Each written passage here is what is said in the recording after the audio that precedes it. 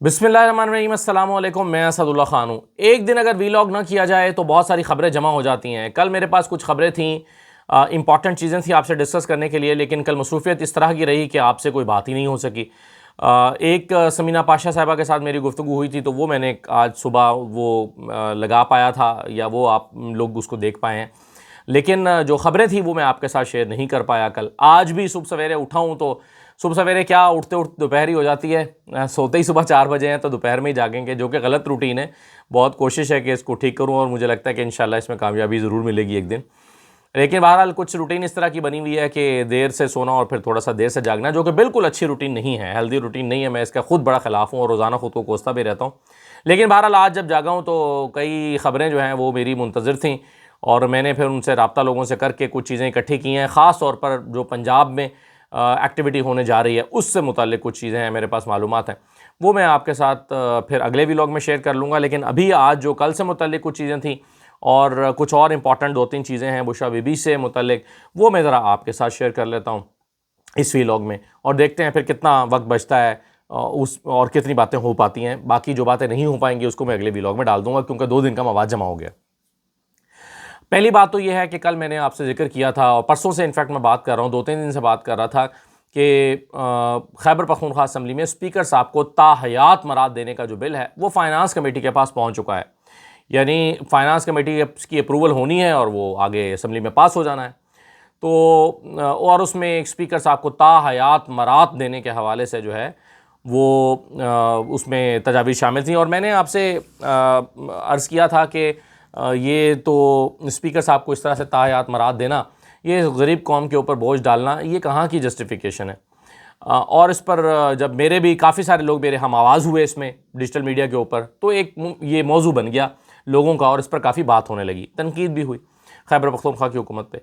लेकिन अच्छी बात यह हुई कि खैबर पख्तूनख्वा हुकूमत ने फ़ौरी तौर पर कल लेजिस्लेटिव कमेटी के इजलास में इस पर गौर किया, और गौर करने के बाद फ़ैसला किया कि हम ये नहीं करेंगे, और जो स्पीकर की ताहयात मराद हैं उसका बिल वापस ले लिया। तो अच्छी बात तो यह है कि चलिए खैबर पख्तूनख्वा की हुकूमत को अवामी दबाव का एहसास तो हुआ, यानी अवाम का दबाव आया या मीडिया का दबाव आया या डिजिटल मीडिया का दबाव आया, तो कम अज़ कम उन्होंने उस पर उसका असर कबूल किया और उसको वापस ले लिया। जबकि हम देखते हैं कि अगर इसी तरह का बिल पंजाब में आया होता या सिंध में आया होता तो आप चिल्लाते, रोते, चीखते, पिट लेते, कुछ कर लेते। तो वहाँ से ये कहना चाहिए था कि भाई तुम रो या पिटो, हमने तो ये बिल पास करना है, और वो कर लेना था। अब आप देखें जहाज़ के मामले पर कितना तूफान मचा, कुछ फ़र्क पड़ा? अब नून लीग को, पीपल्स पार्टी को, इन जमातों को तो ये लगता है भाई ये हफ्ते 10 दिन का शोर है, एक हफ्ता ये प्रेशर सस्टेन कर लो, ये प्रेशर झेल लो, एक हफ्ते के बाद मामला नॉर्मल हो जाएंगे, तो ये लोग भूल भाल जाएंगे। तो वहाँ तो ये पैटर्न बन गया है। लेकिन कम अज़ कम खैबर पख्तूनख्वा में ये बात तो अच्छी हुई कि उन्होंने अवामी दबाव को और मीडिया के दबाव को महसूस किया, और ये एक नाजायज़ मराद का बिल जो स्पीकर के लिए लाया जा रहा था ताहयात का, उसे वापस ले लिया। तो ये आना ही नहीं चाहिए था, लेकिन अगर जब आ रहा था तो जब एहसास दिलाया गया उन्हें तो उन्हें वापस हुआ। तो इस पर मैं समझता हूँ कि उनकी अप्रिसिएशन होनी चाहिए कि कम अज़ कम इतना असर तो कबूल किया, कि वरना तो हमारे यहाँ ऐसा लगता है कि मीडिया बेआवाज़ हो चुका है या उसकी आवाज़ में असर ही नहीं रहा। हम शोर शराबा करते रहें, चीखते चिल्लाते रहें, किसी को फ़र्क ही नहीं पड़ता, उल्टा लोग नाराज़ हो जाते हैं कि तुम ये मीडिया पर क्यों ये कर रहे हो बार बार। तो इसीलिए ये जो मामला है चले ये तो अंजाम को पहुंचा। दूसरा, कुछ दिन से एक स्टोरी चल रही है कि अली अमीन गंडापुर साहब की इमरान खान से मुलाकात हुई है। कुछ लोग कह रहे हैं हुई है, कुछ लोग कह रहे हैं नहीं हुई है। तो इसको मैंने पिछले 2 दिन में चेक किया है, तो मैं इस नतीजे पर पहुंचा हूं कि ये मुलाकात नहीं हुई है, अली अमीन गंडापुर साहब की मुलाकात नहीं हुई है। और मैं आपको ये खबर भी दूं कि ये तशवीश सिर्फ बाहर के लोगों की ही नहीं थी, या तजस्सुस तशवीश या तजस्सुस आप कुछ भी कह लें, ये ख़ुद पार्टी के लोगों को भी इस बात पर यह सवाल था, लोगों का, पाकिस्तान तहरीक-ए-इंसाफ के लोगों का अपना भी ये सवाल था कि क्या अली अमीन गंडापुर की मुलाकात हुई है या नहीं हुई। और ये सवाल फिर जो PTI ऑफिशियल ग्रुप है उसमें यह सवाल उठाया गया, और उसमें अली अमीन गंडापुर भी हैं, पाकिस्तान तहरीक-ए-इंसाफ की जो दीगर लीडरशिप है वो भी है। तो वहाँ पर यह सवाल उठा और पूछा गया कि अली अमीन गंडापुर साहब बताइए कि आपकी इमरान खान से मुलाकात हुई है। तो उस व्हाट्सएप ग्रुप में अली अमीन गंडापुर साहब ने बताया, जो मैंने खुद देखा है अली अमीन गंडापुर साहब का जवाब। अली अमीन गंडापुर साहब ने कहा कि ये फेक न्यूज़ है, मेरी इमरान खान से मुलाकात नहीं हुई।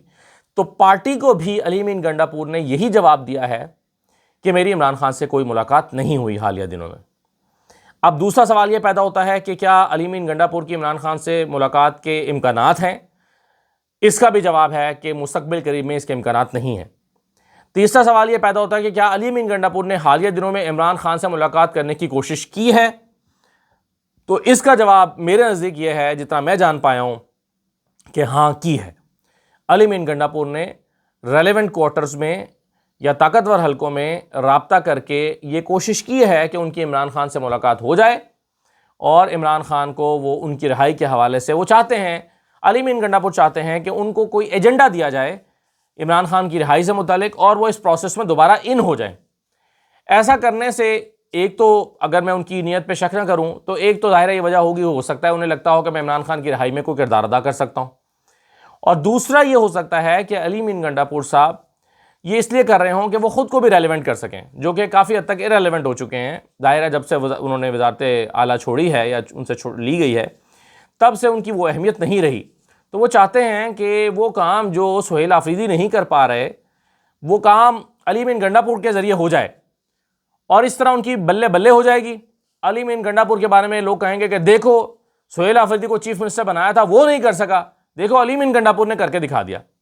तो अली मीन गंडापुर की हालिया दिनों में ये कोशिश ज़रूर रही है कि वो इमरान खान तक रसाई करके उनकी रिहाई या डायलॉग या बातचीत के अमल में हिस्सेदार बने और अपने आप को रेलेवेंट बनाएं और इमरान खान की रिहाई के लिए कोई ऐसा किरदार अदा करें जिसके नतीजे में लगे कि उन्हें सुहेल आफरीदी पर बढ़तरी हासिल हो गई है। तो ये कोशिश ज़रूर जो है वो पिछले दिनों में अली मीन गंडापुर ने की है, लेकिन वो कामयाब नहीं हो सकी। तो ये अली मीन गंडापुर के हवाले से जो खबरें चल रही हैं इस बारे में तो मेरे पास कहने को यही कुछ था। एक और बात बुशरा बीबी साहिबा की बीमारी के हवाले से और उनको अस्पताल मुंतकिल करने के हवाले से पिछले 2-3 दिन में इस सिलसिले में खासी पेशरफ्त हुई है।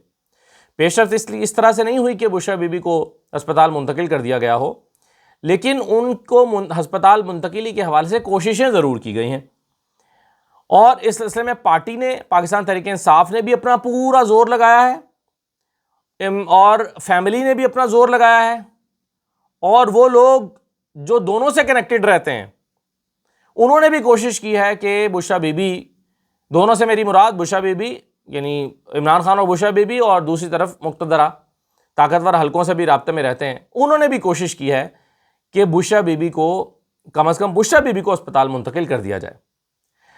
तो इस सिलसिले में काफ़ी पिछले 2-3 दिन में दौड़ धूप हुई है, लेकिन उसका कोई नतीजा बरामद नहीं हुआ और बुशरा बीबी को अस्पताल मुंतकिल नहीं किया जा सका और नहीं किया गया।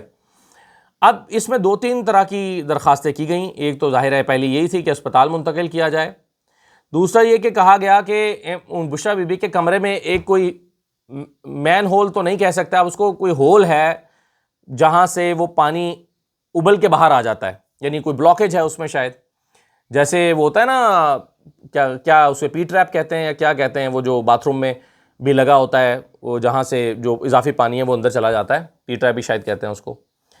तो वो अगर चोक हो जाए, कहीं ब्लॉक हो जाए, तो उसके अंदर जब पानी जाता है तो वो उबलने लगता है, गंदा पानी बाहर आने लगता है। तो जाहिर है चूँकि बाथरूम कनेक्टेड हैं अंदर, हम जानते हैं कि सेल के अंदर जो बाथरूम होता है वो इस तरह ही होता है कि उसके ना दरवाज़ा होता है ना दीवार पूरी होती है, छोटी सी दीवार होती है, तो उसमें स्मेल भी आती है। अगर आप देखें ना कि वो भर जाए, चोक हो जाए और वो पानी बाहर उबलने लगे तो उसकी गंदगी महसूस होती है, स्मेल आती है, अनहाइजेनिक भी हो जाता है, वो बीमार भी हैं। तो दरख्वास्त की गई कि इस मसले को भी एड्रेस किया जाए और उनका जो ये जो गटर का पानी जमा हो रहा है उनके यहाँ, जहाँ वो उनके सेल में, लेकिन मेरी मालूमात के मुताबिक उस मसले को भी एड्रेस नहीं किया गया। शायद इसकी वजह यही है कि बुशरा बीबी को अजियत देना मकसूद है, इसी वजह से ये मसला हल नहीं किया गया। वरना तो 2 मिनट का काम है, प्लम्बर ज़रूर होगा जेल में, तो प्लम्बर को बुलाया जाता और कहा जाता कि आके इस मसले को एड्रेस कर दो तो हो जाता, लेकिन ऐसा लगता है कि जैसे ये उन्हें अजियत देने के लिए ही किया गया है। तीसरा, जब ये कहा गया कि बुशरा बीबी को अस्पताल मुंतकिल कर दिया जाए और इनकार किया गया, तो फिर कोशिश ये की गई कि चलिए बुशरा बीबी को जो जेल का अस्पताल है उसी में मुंतकिल कर दें, इस गंदे सेल से तो निकालें। तो जवाब दिया गया कि जेल मैनुअल के मुताबिक ख़वातीन को अस्पताल, जो जेल का अस्पताल है, उसमें शिफ्ट नहीं किया जा सकता या वहां नहीं रखा जा सकता। खवातीन कैदियों को जेल के अस्पताल में नहीं रखा जा सकता। तो ये कहा गया, ये जवाब दिया गया। तो फिर जवाब में इधर से कहा गया कि चलिए, अगर आप उनको यहां नहीं अस्पताल में मुंतकिल नहीं कर सकते, जेल के अस्पताल में मुंतकिल नहीं कर सकते, तो फिर उनको बाहर के अस्पताल में मुंतकिल कर दें। तो उसके जवाब में फिर वही खामोशी जो पहले भी मौजूद थी। तो पिछले 3-4 दिन में बुशरा बीबी को अस्पताल मुंतकिल करने के हवाले से काफ़ी कोशिशें की गई हैं, जो कि नतीजा खेज साबित नहीं हुई। इस हद तक भी नहीं हुई कि उनको जेल के अस्पताल में ले जाया जाए, इस हद तक भी नहीं हुई कि उनको कम अज़ कम उनका जो माहौल है उसको बेहतर कर दिया जाए और वहाँ जो उन्हें तंगी या तकलीफ़ है उसका ख़ात्मा हो जाए। अब इसमें एक और ख़बर यह है कि पाकिस्तान तहरीक इंसाफ ने महमूद अचकज़ई साहब का जो इत्तेहाद है तहरीक तहफ़्फ़ुज़ आईन पाकिस्तान, उनसे भी रब्ता किया कि बुशरा बीबी के लिए आवाज़ उठाएं। तो अब मेरी तरह यह है कि तहरीक तहफ़्फ़ुज़ आईन पाकिस्तान ने जवाब में ये कहा कि देखिए, हमारा मामला तहरीक चलाने का जो है या हमारा मुतालबा वो इमरान ख़ान की हद तक है। हम इमरान ख़ान की रिहाई के हवाले से बात करने का करेंगे, क्योंकि हम एक इत्तेहाद हैं, हमारे यहाँ और भी सियासी जमातें हैं। हाँ, बुशरा बीबी की हद तक हम सिर्फ इतनी आवाज़ उठाएंगे जितनी हम बाकी सियासी कैदियों के लिए या बाकी ख़वातीन सियासी कैदियों के लिए उठाते हैं, मजमूई तौर पर कि जी सियासी कैदियों को रिहा होना चाहिए। इस हद तक तो हम बात कर सकते हैं, लेकिन स्पेसिफिकली बुशरा बीबी के लिए हम जो है वो आवाज़ अपने प्लेटफॉर्म से नहीं उठा सकते। तो इस सिलसिले में उन्होंने जो है वो ये वाज़ेह अपना मौक़िफ़ इख्तियार किया। अब आ जाइए ज़रा एक दो और मामलात के ऊपर। ये तो कुछ मैंने ख़बरें आपको दी हैं, कुछ ख़बरें आपके साथ शेयर की हैं, कुछ ख़बरें मेरे पास हैं ज़रा अडयाला के हवाले से भी, अडयाला के बाहर के मामलात के हवाले से, और कुछ ख़बरें हैं लाहौर में होने वाला अपकमिंग जो इवेंट है उसमें क्या रौला पड़ा हुआ है, क्या रफड़ चल रहा है, ज़रा उस पर भी कुछ बात करेंगे। लेकिन वो बातें मैं अगले व्लॉग के लिए छोड़ देता हूँ, क्योंकि फिर ये कल की कुछ चीज़ें हैं वो फिर ज़्यादा पुरानी हो जाएंगी, वो मैं आज आपके साथ शेयर कर लेता हूँ। एक तो ये सोलर के ऊपर टैक्स लगाना, या टैक्स तो पहले ही लगे हुए हैं, ये लाइसेंस लेने का जो मामला चल रहा है, इस पर अता तारड़ साहब से सवाल किया गया नदीम मलिक साहब की तरफ से, और सोलर पर कहा गया, ये वही नुक्ता नदीम मलिक साहब ने लिया जो मैं काफ़ी दिन से ले रहा हूँ और मुसलसल कह रहा हूँ कि देखिए, सोलर ने साबित किया है कि वो ग्रीन एनर्जी है, उसके लिए कोई फ्यूल कॉस्ट नहीं आती, गैस की कॉस्ट नहीं आती। जबकि आप IPP से जो बिजली लेते हैं उसके लिए आप फ्यूल बाहर से आलमी मंडी से फ्यूल ख़रीद के उनको देते हैं, या बाहर से गैस ख़रीद के उनको देते हैं, तो वो आपको बिजली बना के देते हैं। उसके लिए आपका इंपोर्ट बिल बढ़ता है, आपके डॉलर मुल्क से बाहर जाते हैं, आपको उसकी कॉस्ट पे करना पड़ती है। तो उसके मुकाबले में जो सोलर है उसमें वो तो ग्रीन एनर्जी है, उससे आप इंपोर्ट बिल से बच सकते हैं। और अगर लोग आपको बिजली बना के नेट मीटरिंग के ज़रिए शामिल कर रहे हैं आपके सिस्टम में, तो इससे तो एक गवर्नमेंट का इंपोर्ट बिल बचता है। तो ये गवर्नमेंट के तो फ़ायदे की चीज़ है। गवर्नमेंट को चाहिए, आज 6000 मेगावाट ले रहे हैं, कल 10,000 मेगावाट लें, परसों 15,000 मेगावाट लें, लोगों से लें नेट मीटरिंग के थ्रू, और IPPs पर इन्हिसार ग्रेजुअली कम करें ताकि आपका इंपोर्ट बिल कम हो, ताकि आपको बिजली बनाने के लिए गैस और पेट्रोल का इस्तेमाल ना करना पड़े। तो जब यही नुक्ता नदीम मलिक साहब ने अता तारड़ साहब के सामने रखा, तो अता तारड़ साहब ने उनकी बात काट के कहा कि देखें जी, ये तो सोलर जो है ये अमीर लोगों का प्रॉब्लम है, गरीब लोगों का प्रॉब्लम ही नहीं है। और फिर उस पर लंबी बहस अता तारड़ साहब ने की, और अता साहब ने कहा कि देखें, 2 करोड़ का सिस्टम लगता है नेट मीटरिंग के लिए, तो 2 करोड़ का सिस्टम तो अमीर आदमी लगवाते हैं, आम मिडिल क्लास आदमी या लोअर मिडिल क्लास आदमी तो 2 करोड़ का सिस्टम लगवा ही नहीं सकता। तो ये गरीब आदमी का नेट मीटरिंग प्रॉब्लम ही नहीं है। तो मैं निहायत अदब के साथ गुजारिश करूंगा कि अता तारड़ साहब दुरुस्त नहीं कह रहे। पहली बात तो यह है कि 10 लाख का भी नेट मीटरिंग का सिस्टम लगता है, हर कोई अपनी अपनी कैपेसिटी के मुताबिक लगवाता है। 10 लाख का भी लगता है, 15 लाख का भी लगता है, 8 लाख का भी लगता है।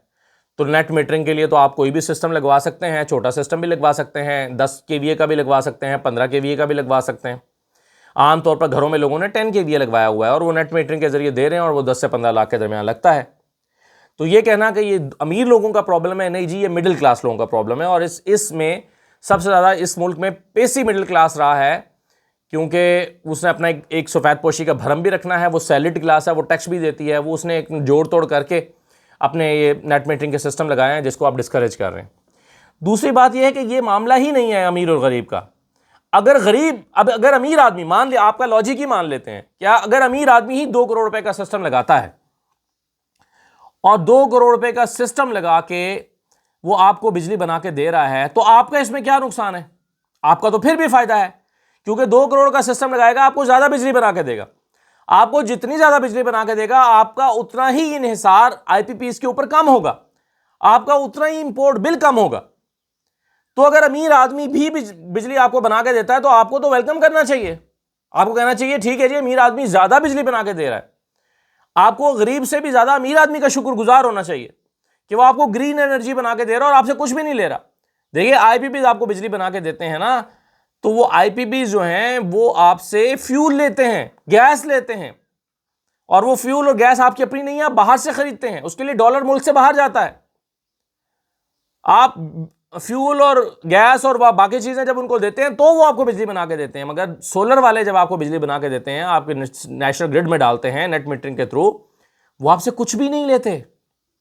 उन्होंने एक दफा सिस्टम लगाया है और उसके बाद वो आपको बिजली बना के दिए चले जा रहे हैं। तो आपको तो उनको इनकरेज करना चाहिए। आपको कहना चाहिए जिसने 10 केवी लगाया है वो 15 केवी लगाए। आपको उस पर उनको इंसेंटिव देना चाहिए। आपको तो कहना चाहिए जिसके घर पे छत पे 10 केवी का लगाया हुआ है, भाई प्लीज आप 5 प्लेटें और लगाएं। गवर्नमेंट को जरूरत है बिजली की। गवर्नमेंट आईपीपी से जान छुड़ाना चाहती है, ग्रीन एनर्जी चाहिए गवर्नमेंट को, हम अपना इंपोर्ट बिल कम करना चाहते हैं। ये करने की बजाय आप उल्टे सीधे लॉजिक दे रहे हैं कि जी ये कभी गरीब आदमी का मसला नहीं है, या अमीर आदमी का मसला है, और ये है और वो है, और नेट मीटरिंग। यानी आप इस कौम को जाहिली समझते हैं। बिल्कुल आप समझते हैं कि ये बिल्कुल बेवकूफ स्टूपिड लोग हैं, इनको किसी बात की समझ ही नहीं आती, पागल लोग हैं ये। लोगों को पता नहीं चलता कि आप आईपीपीज को नवाजने के लिए सारा ये आपने एक ड्रामा क्रिएट किया हुआ है ताकि आईपीपीज को नवाजते रहें और उनका कारोबार चलता रहे। और वो वही लोग हैं जो आपके खानदानों या उनके आगे खानदानों के लोग हैं। उनको नवाजने के लिए आप लोगों को बेवकूफ बना रहे हैं। चंद लोगों को, चंद खानदानों को नवाजने के लिए पूरे मुल्क को आप नुकसान पहुंचा रहे हैं। ये पावर सिस्टम जो है ना, पाकिस्तान की जो पावर पॉलिटिक्स की बात नहीं कर रहा, ये जो हमारा पावर, ये जो हमारा एनर्जी सिस्टम है, ये जो हमारा एनर्जी सिस्टम है, इसको दुरुस्त किए बगैर ये मुल्क आगे नहीं बढ़ सकता। ये मुमकिन ही नहीं है कि आप ये जो बिजली का निजाम है और एनर्जी का निजाम है, इसको ठीक किए बगैर इस मुल्क को आगे ले जाएं। ये हो ही नहीं सकता। ये जो आपका 5,000 अरब का कितना वो है सर्कुलर डेट है, इससे जान छुड़ाए बगैर, बिजली को आप दूसरे ममालिक के इक्विवेलेंट किए बगैर उसकी कीमतों को, आप ना अपनी एक्सपोर्ट बेहतर कर सकते हैं, ना अपने मुल्क का निजाम चला सकते हैं। ये हो ही नहीं सकता। आप नवाजते रहिए अपने आईपीपीज को, आप उल्टे सीधे दलाइल देते रहिए आके टेलीविजन पर, लेकिन इस मुल्क के जो मसाइल हैं वो ठीक नहीं होंगे।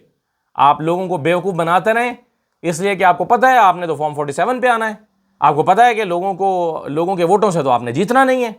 आपको पता है कि आपको फॉर्म 47 आपके हाथ में थमा दिया जाएगा और कहा जाएगा ये लो बच्चे जाओ याशी करो, तुम वजीर हो, तुम भी वजीर हो, तुम भी वजीर हो, तुम वजीर आला हो, तुम वजारत उज़्मा तुम्हारे पास आ गई, तुम वजीर आज़म हो। सबको कुरानदाजी होगी, नवाज दिया जाएगा। हलवाई की दुकान पे नाना जी की फातिहा।